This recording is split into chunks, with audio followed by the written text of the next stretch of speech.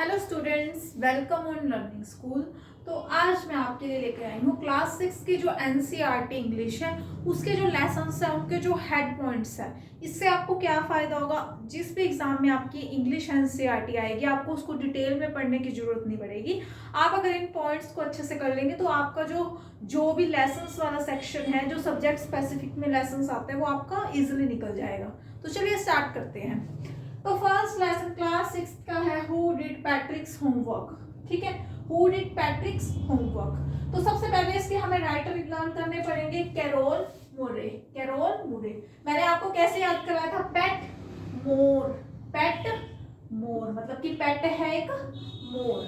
ठीक है, इस तरह से आप कर सकते हो। मोर को हमने एक पेट मान लिया ऐसे। अब उसके बाद क्या है, अब मैं आपको एक ब्रीफ में बताती हूँ कि एक पैट्रिक नाम का एक लड़का है जो अपना होमवर्क करने में बिल्कुल भी इंटरेस्टेड नहीं है। तो वो ये सोचता है कि कोई मेरा हेल्प जो है कर दे होमवर्क को करने में। He played hockey, basketball, Nintendo. ठीक है, वो होमवर्क करने की बजाय उसे हॉकी खेलने में, बास्केटबॉल खेलने में और निंटेंडो खेलने में इंटरेस्ट था। ये आपको क्वेश्चन आ सकता है कि जो पैट्रिक था वो कौन सी गेम नहीं खेलता था। ये 3 ऑप्शन देके फोर्थ वो ऑप्शन दे देंगे कि जो नहीं खेलता था। निंटेंडो को वीडियो गेम बोलते हैं। ठीक है, तो इसके अंदर ये चीज आ जाएगी कि वो हॉकी खेलता था, बास्केटबॉल खेलता था और निंटेंडो खेलता था।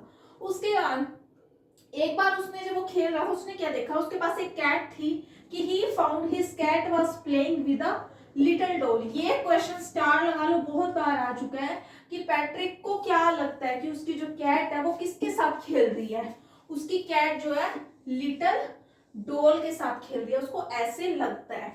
ठीक है, उसके बाद क्या होता है कि उसके बाद वो देखता है कि ये आखिर में है कौन जिसके साथ मेरी कैट खेल रही है। It was not a little, ये छोटा नहीं था, but a man of tiniest size. वहां पे एक छोटा सा व्यक्ति होता है, छोटे से साइज का, उसकी जो हाइट होती है वो बिल्कुल छोटी होती है, जिसे हम बोल देते हैं ELF।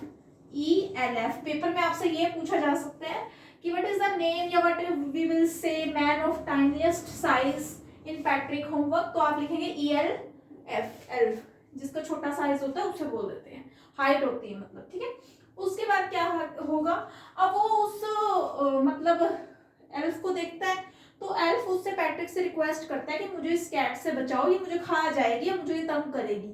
तो पैट्रिक के दिमाग में क्या आता है कि मैं इसकी हेल्प तो कर दूंगा बट इसके बदले में इससे मैं अपना होमवर्क करवाऊंगा। तो वो क्या करता है, उससे होमवर्क कराना अपना, उसको कहता है कि अगर तू मेरा होमवर्क करेगा तो मैं जो है तुझे इस कैट से बचा लूंगा। तो उन दोनों की जो डील है वो फाइनल हो जाती है। अब क्या होता है, जो एल्फ है वो क्या करता है, उसको वर्क स्टार्ट करना शुरू करता है। अब उसको बहुत दिक्कत आती है क्योंकि उसे नहीं पता ये वर्क कैसे करना है। वो मैथ्स को सॉल्व करने की कोशिश करता है। वैसे और सब्जेक्ट्स तो वो फिर भी चिटिंग फिटिंग करके कर देता है, बट मैथ में उसको दिक्कत आती है। तो आपसे पेपर में ये क्वेश्चन आ सकता है कि एल्फ को कौन सा सब्जेक्ट को फेस करने में डिफिकल्टी आ रही थी, तो वो होगा मैथ्स। ठीक है, तो वो क्या कहता है, एल्फ जो है पैट्रिक को कहता है कि आप डिक्शनरी खोलो, डिक्शनरी मुझे इस वर्ड का मीनिंग बताओ, इसका बताओ, मुझे सब्ट्रैक्शन का बताओ कैसे करना है, एडिशन का कैसे करना है। तो इनडायरेक्टली जो एल्फ होता है वो पैट्रिक से ही उसका होमवर्क करवा लेता है, क्योंकि उसको ये तो है नहीं कि पैट्रिक की इन्वॉल्वमेंट वो अपने साथ लेता नहीं है। जैसे एल्फ जितनी देर बैठा रहेगा उतनी ही देर पैट्रिक भी बैठा रहता है, क्योंकि पैट्रिक ही उसे बताता है कि ये होमवर्क ऐसे करना है, ये यहाँ पे करना है, ये वहां पे करना है। तो इनडायरेक्टली ही जो पैट्रिक ही है वो ही अपना होमवर्क जो है कंप्लीट करता है। आपसे ये क्वेश्चन बहुत बार पूछा जाता है कि लास्ट में जो पैट्रिक का होमवर्क है वो किसने किया। तो इसमें ये आएगा, Patrick had done his homework himself, उसने खुद ही ये होमवर्क किया। ठीक है, तो आई होप आपको ये वीडियो तो बहुत अच्छी लगी होगी, क्योंकि मैंने आपको बड़े ही ब्रीफ में बता दिया है।